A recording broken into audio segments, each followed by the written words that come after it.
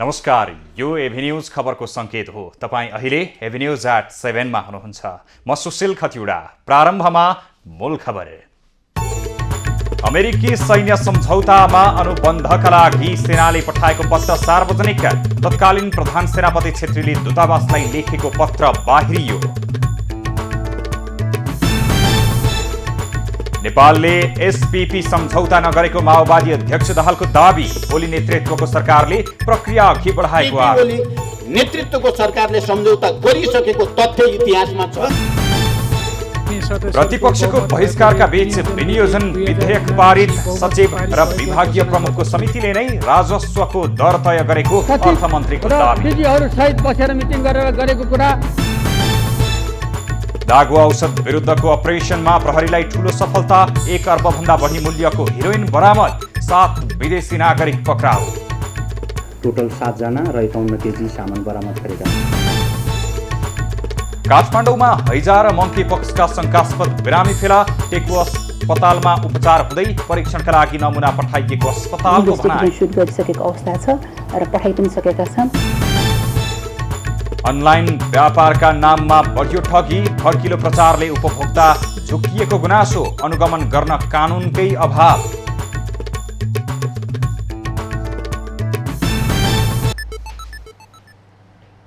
अब खबरको सिलसिला प्रारम्भ गरौं सेनाको पत्र सम्बन्धी प्रसङ्गबाट। नेपाली सेनाले अमेरिकासँग स्टेट पार्टनरशिप प्रोग्राम एसपीपीमा सहभागी हुनका लागि पठाएको पत्र सार्वजनिक भएको छ। नेपाली सेनाले बिहिबार मात्र विज्ञप्ति जारी गरी यस्तो कुनै पनि सम्झौता र समझदारी नगरेको दाबी गरेको थियो। तर आज तत्कालीन प्रधान सेनापति राजेन्द्र छेत्रीले अमेरिकी दूतावासलाई पठाएको पत्र सार्वजनिक भएको हो। 2072 साल कार्तिक 10 गते नेपाली सेनाका तत्कालीन प्रधान सेनापति छेत्रीले नेपालस्थित अमेरिकी राजदूत अलाइना बी टेप्लेजलाई सम्बोधन गर्दै गरेको पत्राचारमा नेपाली सेनाका लागि सहयोग गर्ने विषयहरू उल्लेख छन्। उनले एसपीपीमा सहभागिताका लागि आग्रह गरेको पत्राचारमा उल्लेख छ।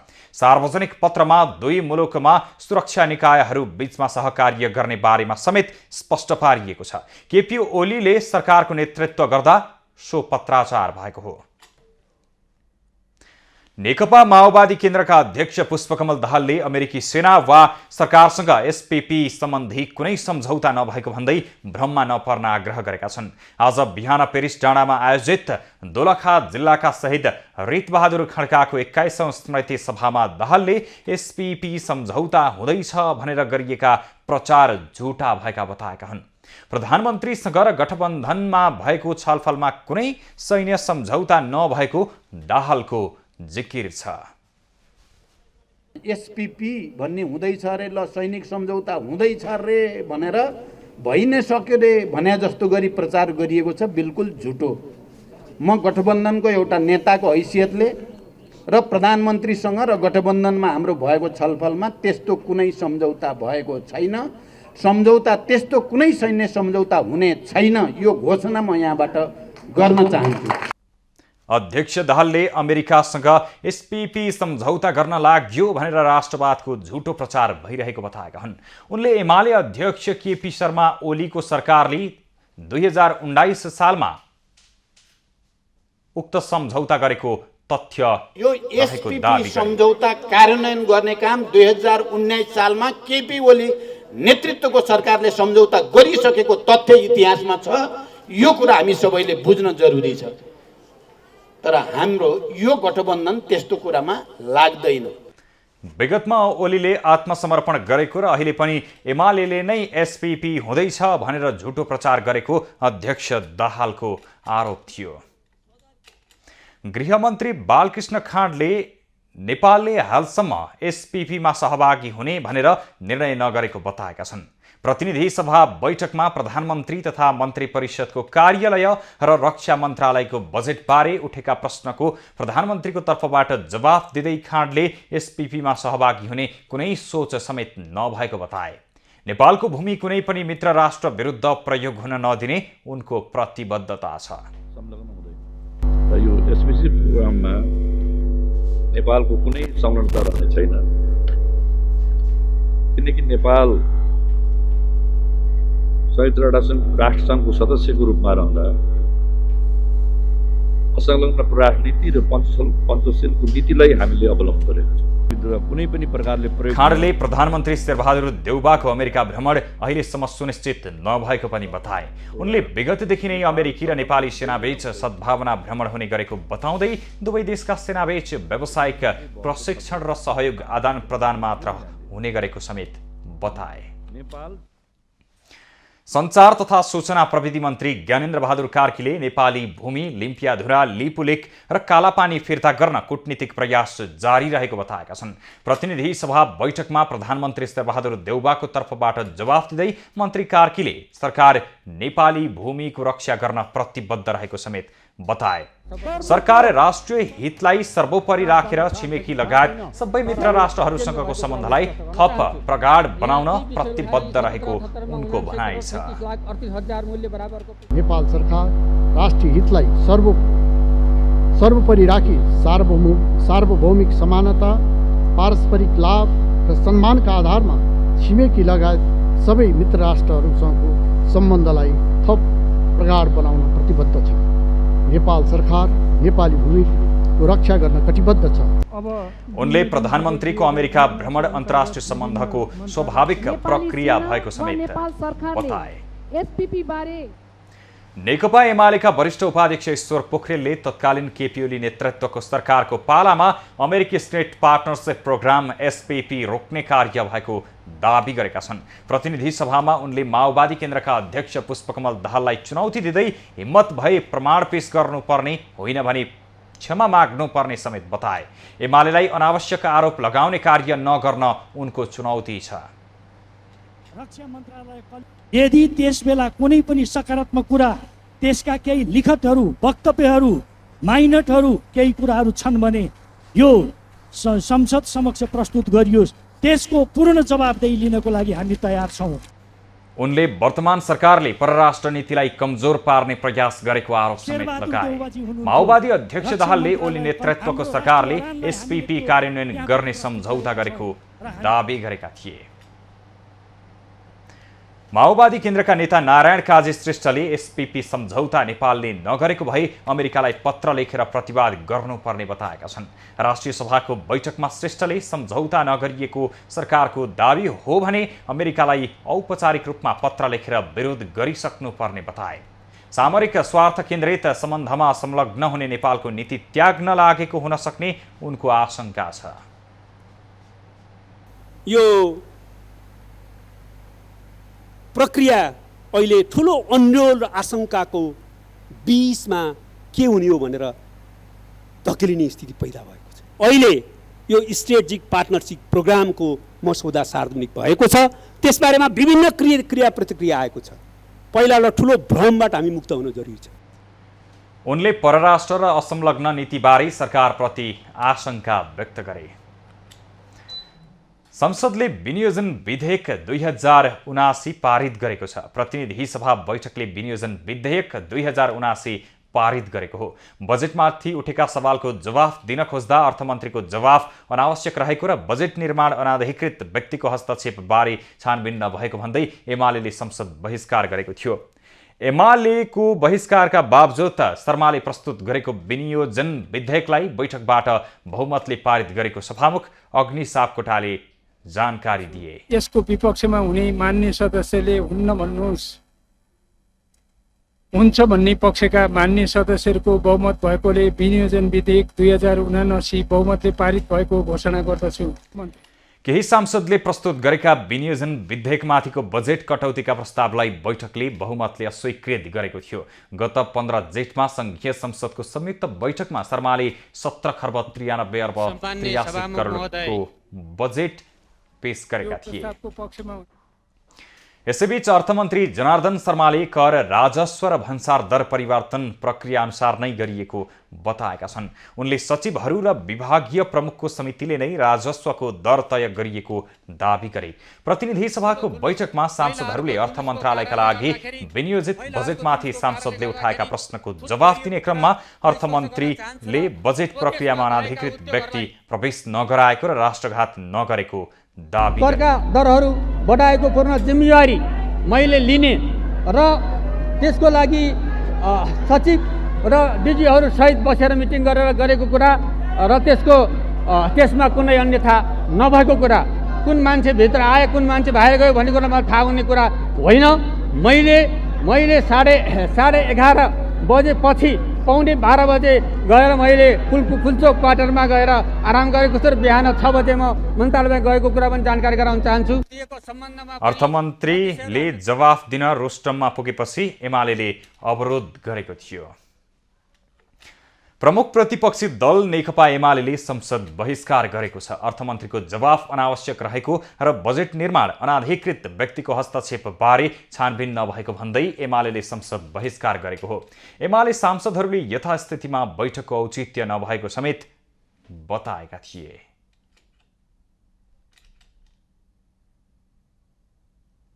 यो जनताका लागि, मुलुकका लागि र स्वयं प्रमुख प्रतिपक्षी दलका लागि पनि, हाम्रा लागि पनि कुनै सुन्न लायक जस्तो लागेन। त्यसो भएर हामीले यो शीर्षकको सदनलाई बहिष्कार गर्न चाहन्छौँ। यसपछिका पूर्ववत गतिविधिमा नेकपा एमाले सामेल हुने कुरा म नेकपा एमाले संसदीय दलको तर्फबाट यहाँ राख्न चाहन्छु र हामी सम्पूर्ण प्रमुख प्रतिपक्षी दलका माननीय सदस्यहरू यो बेतुकको कुरा सुनेर संसदमा बस्न नसक्ने बेहोरा म अवगत गराउन चाहन्छु। एमालेले बहिष्कार गरे पनि सभामुखले बैठक जारी राखेका थिए।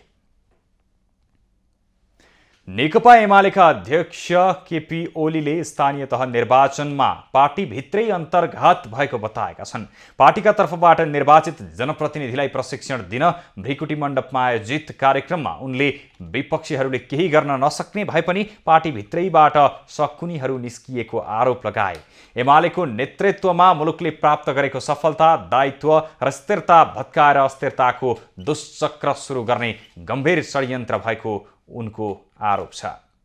पार्टी अध्यक्षलाई पार्टी अध्यक्षबाट मात्रै होइन, साधारण सदस्यबाट समेत निष्कासन गर्ने कहाँसम्मको दुराशयको सिमाना कहाँसम्म, कति सीमा नै रहन्छ दुराशय र त्यस दुराशयले चाल्ने अपराधिक क्रियाकलाप र कदमहरूको कुनै सीमा नै रहन्छ।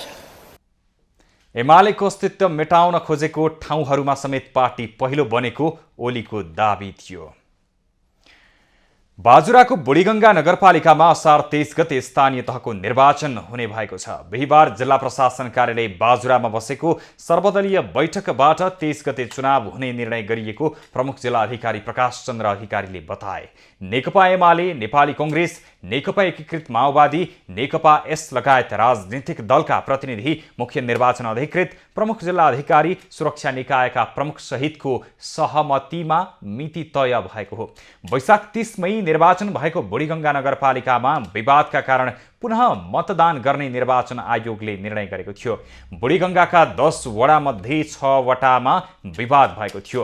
वडा नम्बर 2, 3, 4, 5 र 9 का केन्द्रमा मतदान स्वतन्त्र हुन नसकेको स्थानीयको भनाइ छ। 2, 3, 5 र 9 वार्डका मतदान स्थल एमालेका कार्यकर्ताले नियन्त्रणमा लिएका थिए भने वार्ड नम्बर 4 र 7 मा कङ्ग्रेस कार्यकर्ताले नियन्त्रणमा लिएर आफू अनुकूल मतदान गरेका थिए भने मतदान स्थलमा झडप समेत भएको थियो। विवाद अध्ययन गर्न निर्वाचन आयुक्त सगुन शमशेर जबरा सहितको टोलीले स्थलगत अध्ययन गरेको थियो। खबरको सिलसिला अझै जारी छ, हामीसँगै रहनुहोला।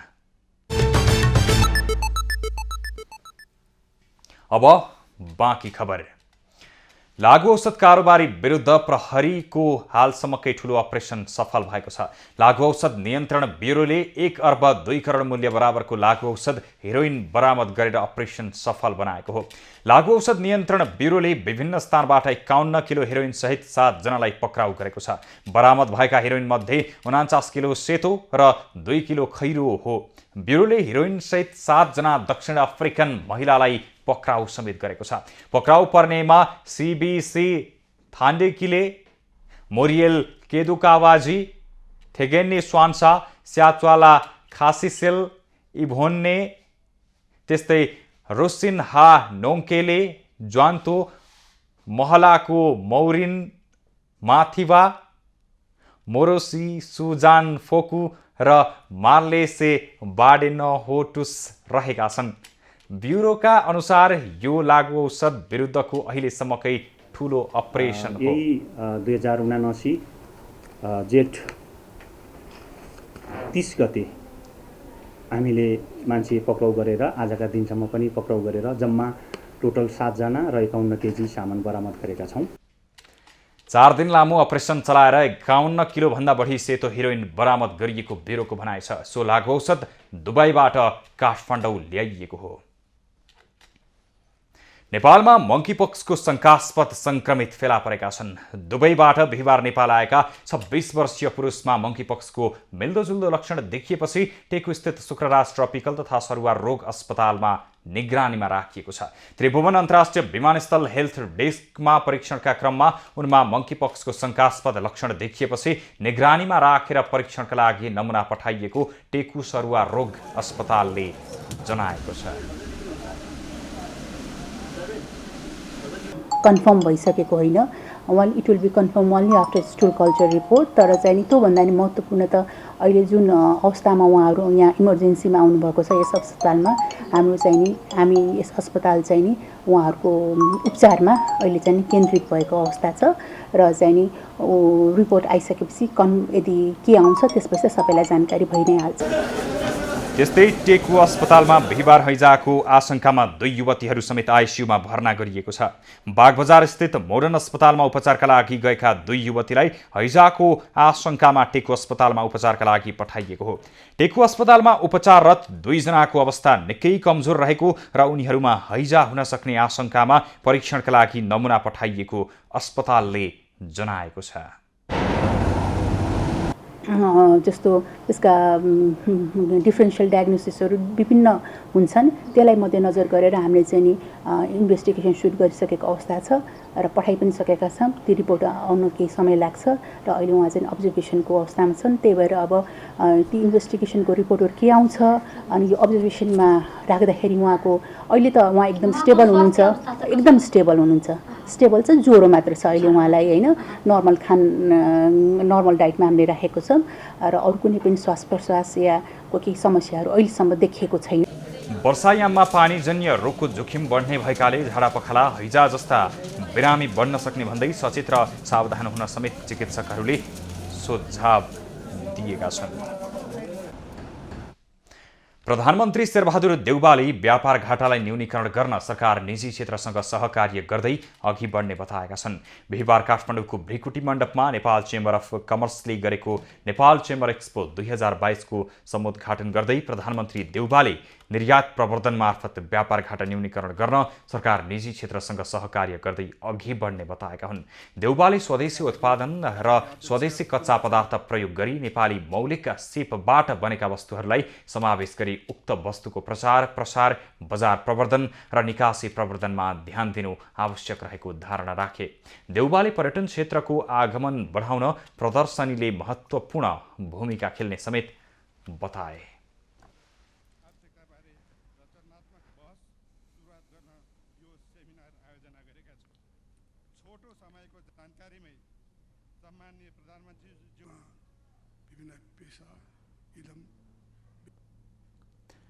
अन्तर्राष्ट्रिय व्यापारिक समुदायको प्रत्यक्ष सहभागिताले अन्तर्राष्ट्रिय क्षेत्रमा भइरहेका आर्थिक क्रियाकलाप, नवीन प्रविधिको प्रयोग एवं व्यापार व्यवस्थापनका नयाँ आयामहरूलाई नजिकबाट नियाल्न तथा नेपाली उद्योगी व्यवसायलाई सहयोग मिल्ने चेम्बरले बताएको छ।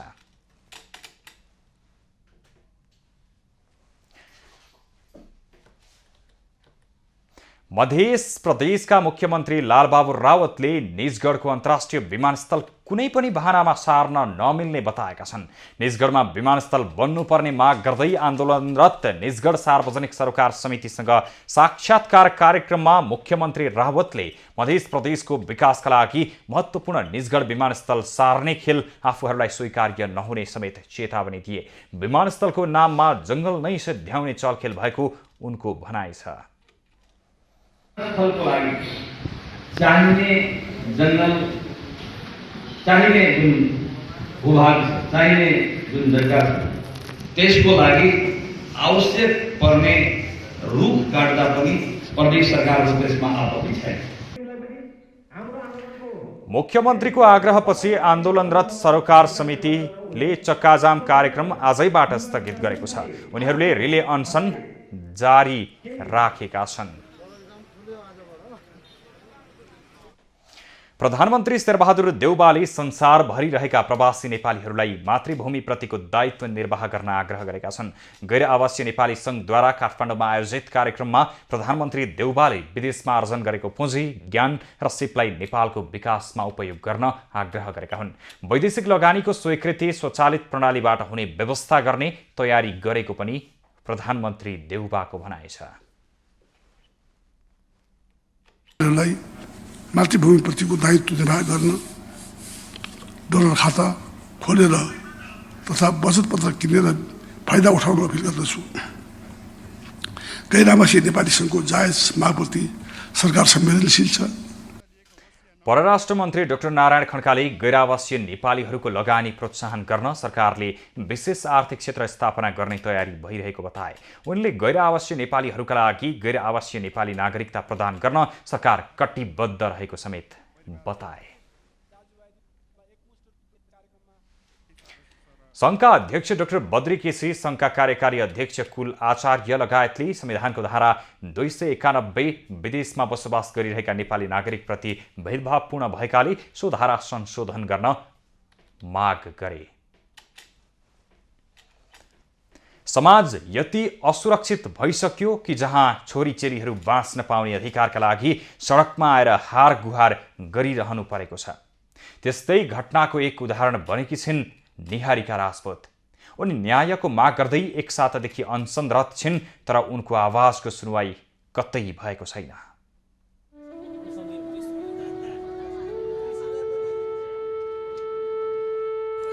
निहारिका न्यायको ढोका ढकढकाउनकै लागि अनसन बसेको 7 दिन पुगिसक्यो।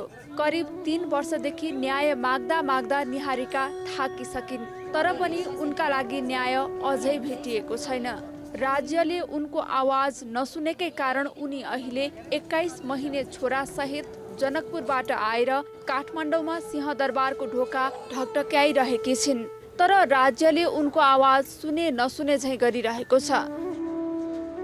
निहारिका आज कति निर्मला आज बलात्कार भएर मरेर अनसन बस्नै पर्छ अनि मात्र सुनवाई हुने हो। अहिले पनि त्यो आजाद घुम्दैछ अपराधी, किन समात्नु भएको छैन? के मलाई न्याय दिन यति धेरै गाह्रो छ? सदनदेखि सडकसम्म उनलाई न्याय दिन आवाज उठे पनि सरकारले भने सुने नसुने झैँ गरिरहेको छ। म सरकारलाई माग गर्न चाहन्छु, यसको तुरुन्तै छानबिन होस्, सत्य तथ्य पत्ता लगाइयोस् र अपराधीलाई कडा भन्दा कडा कारवाही गरियोस् र उहाँको 5 पुगे जुन माग छ त्यसलाई पुरा गरियोस्।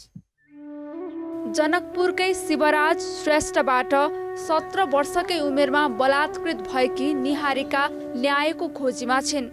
अदालतदेखि प्रहरी प्रशासन सबैतिरबाट न्याय नमिलेपछि उनी अहिले DNA परीक्षण र 21 महिने छोराको जिम्मा लिनुपर्ने माग सहित आन्दोलनमा छिन्।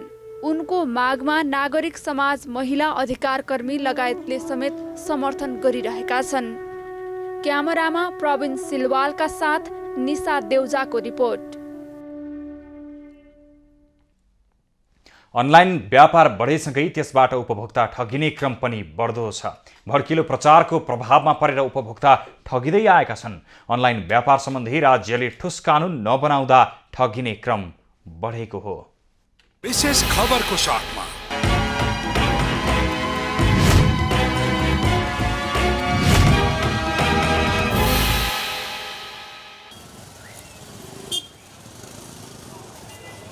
इन्टरनेटको विकाससँगै अनलाइन व्यापार पनि निकै फस्टाएको छ। छिटो र छरितो माध्यमबाट सेवा दिन सकिने भए पनि राज्यबाट यसको अनुगमन र नियमन नहुँदा आम उपभोक्ता ठगिएका छन्। इन्टरनेटको माध्यमबाट भट्किलो र आकर्षक प्रचार गरी उपभोक्तालाई प्रभावित पार्ने र गुणस्तरहीन वस्तु बिक्री गर्ने गरेको पाइएको छ। तयारी खाना, कस्मेटिक सामान, घरायसी प्रयोजनका लागि चाहिने फर्निचर लगायतका सामान मात्र होइन, औषधि पनि अनलाइनबाटै व्यापार भइरहेको छ। विज्ञापन गरिएका सामानमा न वास्तविकता छ न कुनै गुणस्तरीयता, तर पनि सरकार यस विषयमा अनभिज्ञ रहँदै आएको छ। सरकारको नियमन र अनुगमन नहुँदा अनलाइन व्यापारमा ठगी हुने गरेको उपभोक्ता अधिकार कर्मी बताउँछन्।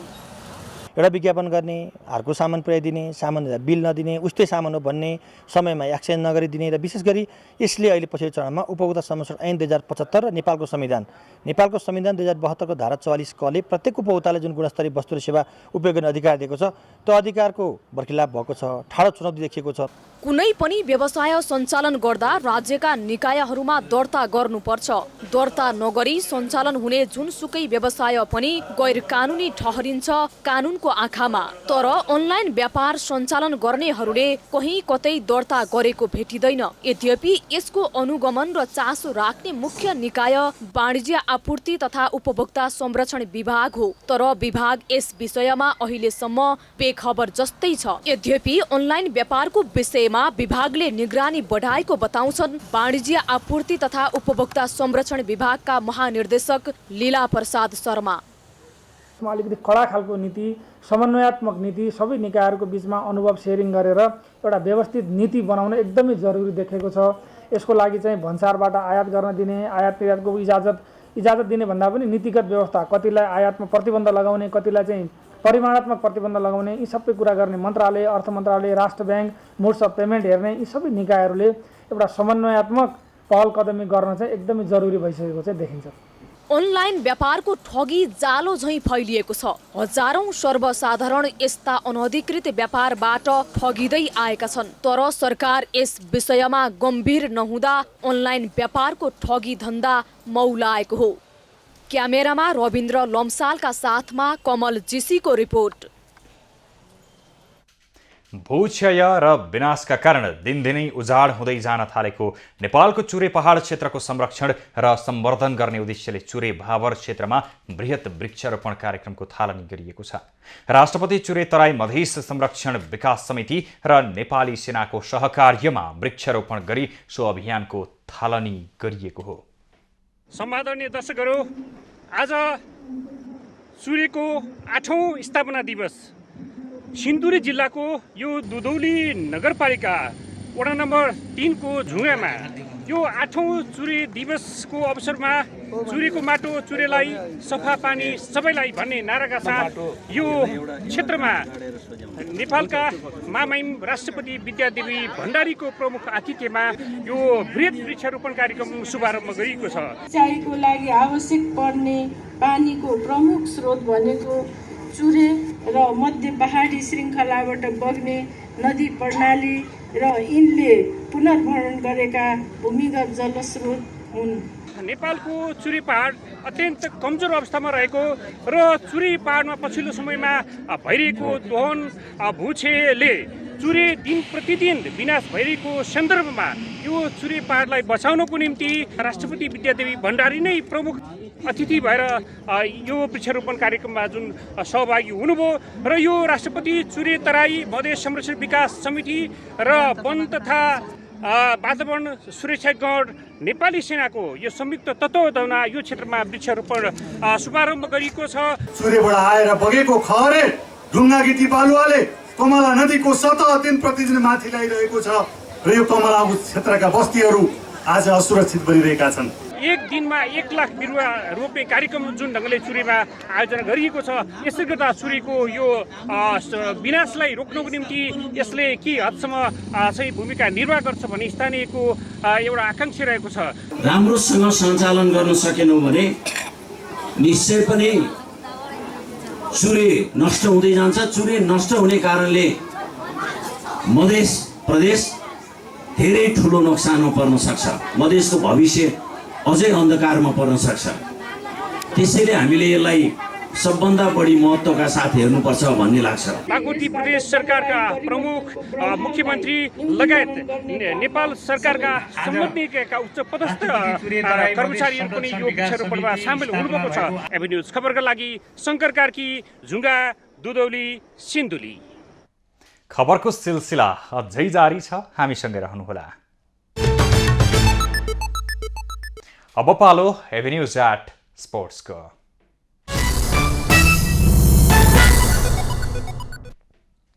एएफसी एसियन कप छनौटमा सहभागिता जनाएर नेपाली राष्ट्रिय फुटबल टोली बिहिबार स्वदेश फर्किएको छ। 31 सदस्यीय नेपाली टोली स्वदेश फर्किए पनि मुख्य प्रशिक्षक अब्दुल्लाह अल्मुताइरी कुवेतमै छन्।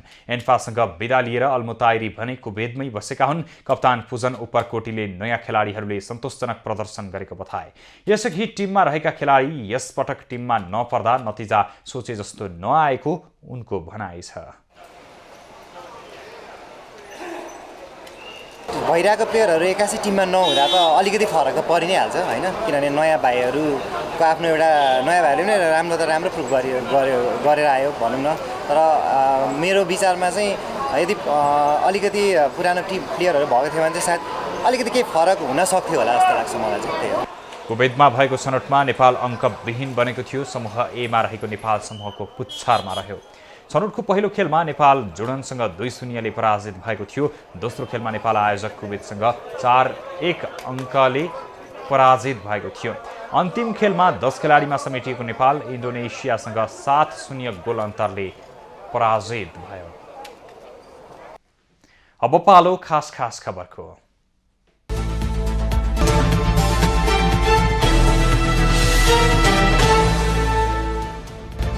सरकारले नेपाल सरकार र बेलायत सरकारको बीचको द्विपक्षीय श्रम सम्झौता स्वीकृत गर्ने निर्णय गरेको छ। सरकारले जापान मानव संसाधन विकासका लागि प्राप्त हुने करिब 36 करोड 62 लाख बराबरको अनुदान सहायता स्वीकार गर्ने निर्णय समेत गरेको छ भने सार्वजनिक खरिद पुनर्अवलोकन समितिको अध्यक्षमा मोहन कृष्ण सापकोटालाई नियुक्त गरेको छ। सरकारले दक्षिण कोरियाको सियोलमा असार 9 गतेदेखि 12 गतेसम्म हुने टुरिज्म फेयरमा सहभागी हुन पर्यटन मन्त्री प्रेम आलेलाई स्वीकृति दिएको छ। राष्ट्रिय सभाका बैठकले औषधि तेस्रो संशोधन विधेयकमाथि विचार गरियोस् भन्ने प्रस्ताव सर्वसम्मतिले स्वीकृत गरेको छ। बैठकमा स्वास्थ्य तथा जनसङ्ख्या मन्त्री विरोध खतिवड़ाले प्रस्ताव पेश गरेका हुन्। बैठकमा सांसदहरूले रणनीतिक साझेदारी कार्यक्रम एसपीपीले नेपालमा पर्ने असरका विषयमा समेत सरकारको ध्यान आकर्षण गराएका थिए। प्रमुख प्रतिपक्षी दल नेकपा एमाले आजको प्रतिनिधि सभाको बैठक बहिष्कार गरे पनि भीम रावल भने बैठकमा सामेल भएका छन्। अर्थमन्त्रीको जवाफ सुन्न इन्कार गर्दै एमाले प्रतिनिधि सभाको बैठक बहिष्कार गर्दै सांसदहरू निस्किए पनि रावल बैठकमै बसेका थिए। दलको निर्णय नमान्दै बैठकमै बसेका रावलले प्रधानमन्त्रीका तर्फबाट संसदमा जवाफ दिएका गृहमन्त्री बालकृष्ण खाँडलाई प्रश्न समेत गरेका थिए। नेकपा एमालेका सांसद भानुभक्त ढकालले अर्थमन्त्री जनार्दन शर्मालाई एमाले अर्थमन्त्रीको रूपमा स्वीकार नगर्ने बताएका छन्। प्रतिनिधि सभा बैठकमा अर्थमन्त्रीले बिचौलियाको चुङ्गुलमा परेर करको दर परिवर्तन गरी राष्ट्रघात गरेको आरोप समेत लगाए। सांसद हृदय त्रिपाठीले अर्थमन्त्रीमाथि छानबिन गर्न संसदीय समिति गठन गर्न माग समेत गरे। प्रतिनिधि सभाको बैठकमा आफ्नो सरकारको विषयमा जवाफ दिनका लागि प्रधानमन्त्री नआएको भन्दै नेपाल मजदुर किसान पार्टीका सांसद प्रेम सुवालले प्रश्न गरेका छन्। सभामुख अग्नि प्रसाद सापकोटाले प्रधानमन्त्री शेरबहादुर देउबाको तर्फबाट गृहमन्त्री बालकृष्ण खाँडलाई जवाफ दिन समय दिएपछि सांसद सुवालले नियमापत्ति गरेका थिए। सभामुखले भने कार्यव्यस्तताका कारणले प्रधानमन्त्रीको उपस्थिति नभएको बताए। राष्ट्रिय जनमोर्चाका सांसद दुर्गा पौडेलले एसपीपी सम्झौतालाई अस्वीकार गर्नुपर्ने बताएका छन्। प्रतिनिधि सभाको बैठकमा पौडेलले एसपीपी सम्झौताले देशको राष्ट्रियता र सार्वभौमिकतामा खतरा उत्पन्न गर्ने समेत बताए। यस सम्बन्धमा प्रधानमन्त्रीले आधिकारिक रूपमा स्पष्ट पार्नुपर्ने उनको माग छ।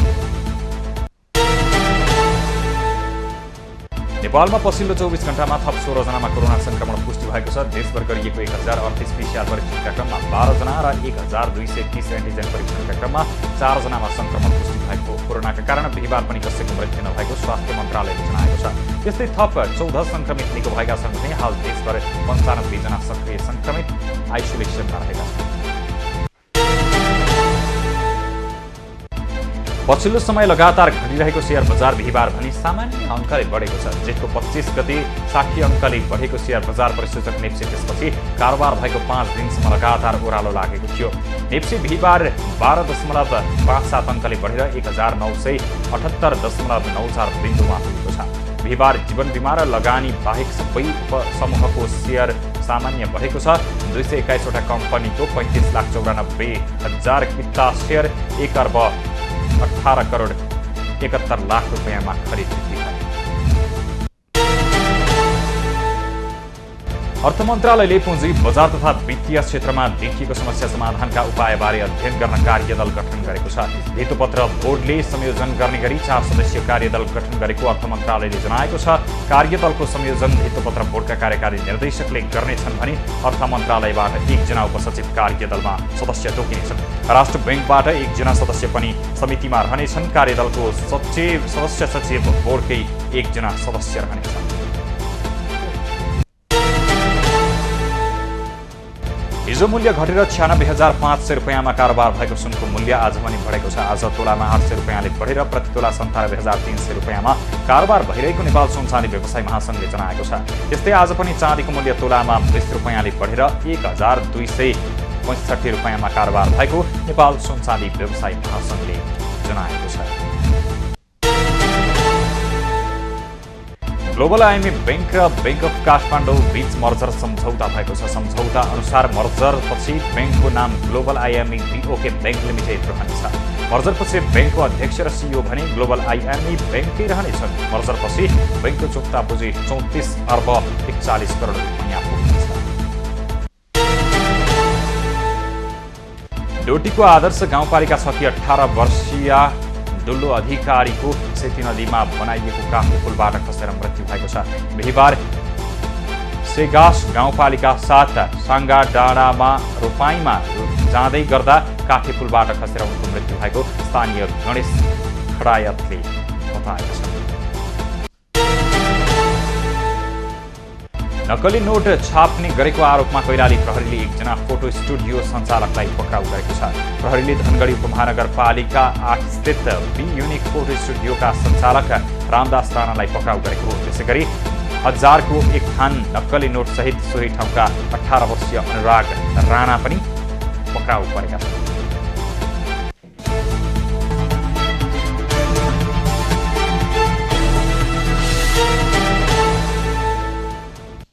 अहिलेलाई खबरको क्रम यति नै। एभिन्यूज खबरका सहित अन्य विस्तृत खबरका लागि www.avnews.tv लगइन गर्न सक्नुहुनेछ। युट्युब, फेसबुक र ट्विटरमा पनि हामीलाई फलो गर्न सकिनेछ। खबरभित्रको खबरका लागि हेर्दै रहनुहोला एभिन्यूज खबर। नमस्कार।